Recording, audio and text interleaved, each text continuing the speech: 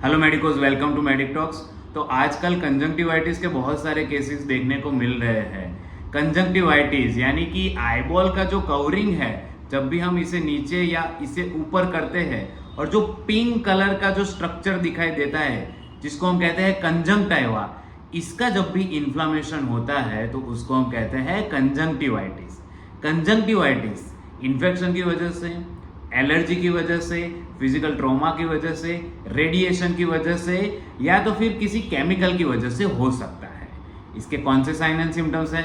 आंख लाल हो जाना, आंखों में से पानी पड़ना, आंखों में बर्निंग पेन होना यानी कि जलन होना, जो पानी पड़ता है उसके कारण भी जलन होना, ईचिंग होना, ये सारे कंजंक्टिवाइटिस के लक्षण हैं। जनरली वायरल इन्फेक्शन में कंजंक्टिवाइटिस देखने को मिलता है। तो होम्योपैथी में कंजंक्टिवाइटिस के लिए कौन कौन सी मेडिसिन है उसकी हम बात करेंगे। तो सबसे पहली बहुत ही अच्छी मेडिसिन है यूफ्रेसिया, कि जिसमें कंजंक्टिवाइटिस और आंख का इन्फ्लेमेशन देखने को मिलता है, जिसमें आंख में से बर्निंग डिस्चार्ज होता है और नाक में से ब्लांड डिस्चार्ज होता है। इसके अलावा एक और मेडिसिन है एलियम सीपा। अगर एलर्जी की वजह से कंजंक्टिवाइटिस हुआ है और आंखों में से बर्निंग हो रही है और बर्निंग लैक्रिमेशन है तो यूफ्रेसिया आएगी, और आंखों में से ब्लांड डिस्चार्ज है लेकिन नाक में से बर्निंग डिस्चार्ज है तो एलियम सीपा, ये मेडिसिन आती है। एकोनाइट वाले पेशेंट में ऐसी फीलिंग आती है जैसे कि उसकी आंखों में सैंड भर चुकी हो, ऐसी ही फीलिंग फेरम फॉस ये मेडिसिन वाले पेशेंट में देखने को मिलती है। इसके अलावा एक और मेडिसिन है एपिस मेलिफिका। एपिस मेलिफिका कब यूज होती है? जब भी आप ठंडे रूम में से गर्म टेम्परेचर में या गर्म टेम्परेचर में से ठंडे रूम में जाते हैं, तब कंजंक्टिवाइटिस जैसी कंडीशन देखने को मिलती है, या तो फिर एलर्जिक राइनाइटिस जैसी कंडीशन देखने को मिलती है, तब एपिस मेलिफिका इंडिकेट होती है। एपिस मेलिफिका में बर्निंग और स्टिंगिंग पेन होता है, आंखों में से जो डिस्चार्ज होता है वो बहुत सारी बर्निंग और स्टिंगिंग प्रोड्यूस करता है।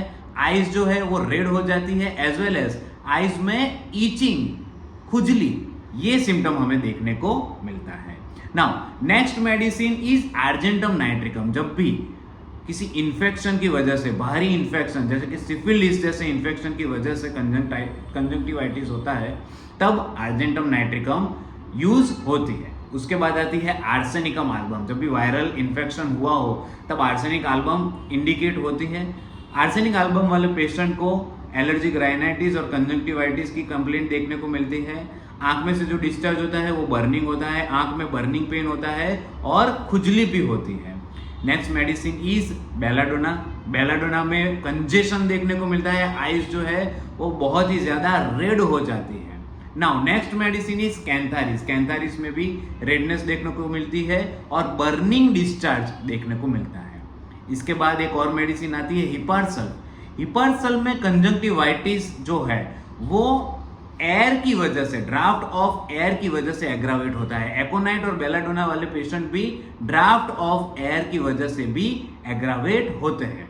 Next medicine is mercurius. Mercurius भी लेटर स्टेज ऑफ कंजंक्टिवाइटिस, जब भी प्यूरुलेंट डिस्चार्ज हो रहा हो तब इंडिकेट होती है। इसके अलावा ऑरम मेड भी प्यूरुलेंट डिस्चार्ज में इंडिकेट होती है। Next medicine is pulsatilla. Pulsatilla जब भी बंद रूम में एग्रावेशन हो और ओपन एयर में एमिलरेशन हो तब इंडिकेट होती है। पल्सेटिला में भी बहुत ही ज्यादा एक्रिड डिस्चार्ज देखने को मिलता है। तो ये सब चीफ मेडिसिन है कंजंक्टिवाइटिस के लिए। Hope you like my video. Please like, share and subscribe my YouTube channel medic talks. Thank you very much.